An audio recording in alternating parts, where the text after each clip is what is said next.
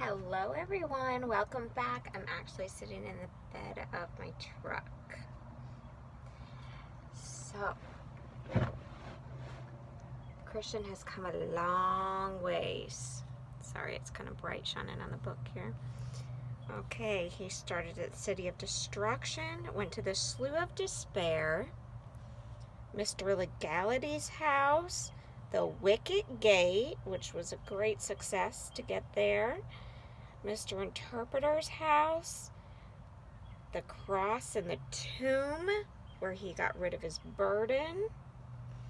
Okay, then he went to the Hill of Difficulty, Park, Palace Beautiful, Valley of the Shadow of Death, Valley of Humiliation, which was super long there, Vanity Fair, Doubting Castle. He's finally out of there. He got out with Hopeful. Now they're heading to the Delectable Mountains.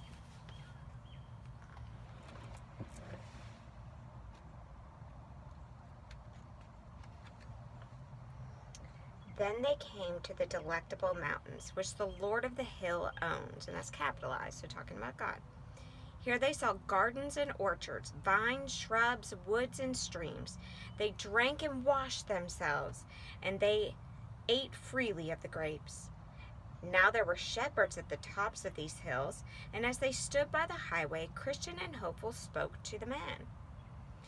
Who owns these delectable mountains, and who owns the sheep that feed on them? Men, these hills are Emmanuel's, capitalized, and the sheep are his too. He laid down his life for them. Christian, is this the way to the celestial city? Men, you are on the right road. Christian, how far is it? Men, too far for all, but those that shall get there in good truth. Christian, is the way safe? Men, safe for those who come in the right way, but the men of sin shall fall there. Christian, is there a place of rest here for those who grow tired on the road? Men, the Lord of these hills told us to help all who come here, so the good things of the place are yours. I then saw in my dream that the men said, where do you come from, and by what means have you traveled so far? When Christian and Hopeful had told their tale, the men cast a kind glance at them and said, with joy we greet you on the delectable mountains. The names of the shepherds were Knowledge, Experience, Watchful, and Sincere. They led Christian and Hopeful by the hand to their tents and bade them eat of that which was there.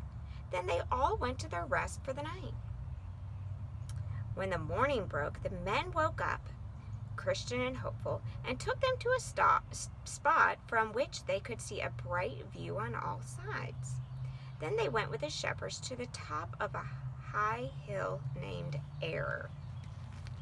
Okay, so here's that high hill. There's Christian and Hopeful up the top. That high hill.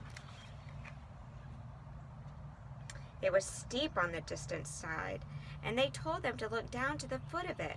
So Christian and Hopeful cast their eyes down and saw there some men who had lost their lives by a fall from the top. They were men who had been led wrong, for they had put their trust in false gods. Have you not heard of them? Said the men. Christian, yes, I have. Men, these are they, and to this day they have not been put in a tomb, but they are left here to warn men to be careful not to come too near the brink of this hill. Then I saw that the shepherds led them to the top of Mount Caution and told them to look far off. From that stile, they said, there goes a path to Doubting Castle, which is kept by Giant Despair. The men whom you see wandering there came as you do now, until they got up to that stile. Then, as the right way was rough to walk in, they chose to go through a field, and their Giant Despair took them and shut them up in Doubting Castle. They were kept there in a den for a while, till he at last sent them out quite blind, and there they are still. At this, Christian glanced over to Hopeful, and they both burst out with sobs and tears. but yet said not a word, because they knew that that could have been them also dead. Then the 4 men took them up a high hill, the name of which was Clear, that they might see the gates of the celestial city. They gave them a telescope to look through, but their hands shook so they could not see well.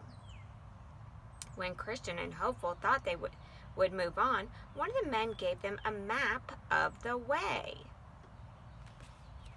Okay, so there's one of the men giving a map of the way to get them to the celestial city. The next, whose name was Experience, told them to be careful not to sleep on the enchanted ground, and another bade them Godspeed. But it was that I woke from my dream. Then I slept and dreamed once more. This time I saw Christian and Hopeful go down near the foot of these hills toward the land of Conceit, which is connected by the highway by a small crooked lane. Here they met a lad named Ignorance, to whom Christian said, "Where do you come from? And to what place do you go?" Ignorance: "Sir, I was born in the land that lies off there on the left, and I wish to go to the celestial city."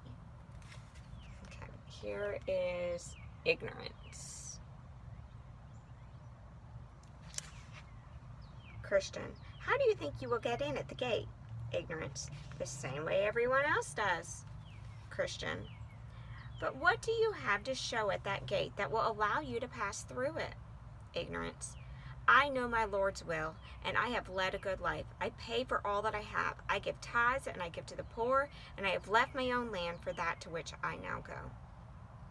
Christian: "But you did not come in at the gate that is at the head of this way. You came in through a small lane. I fear, though you may think well of all you have done, that when the time shall come you will have this laid to your charge, that you are a thief, and so you will not get in." Ignorance: "Well, I do not know. You follow your own religion, and I will follow mine, and I hope all will be well. And as for the gate that you talk of, all the world knows that that is far from our land, and I do not think that there is a man in all our parts who does so much as know the way to it.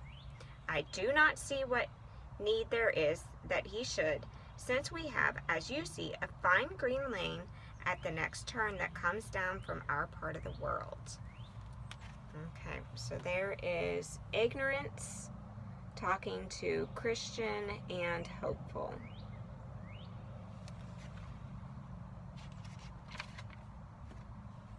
At length they came to a land, the air of which made them sleepy.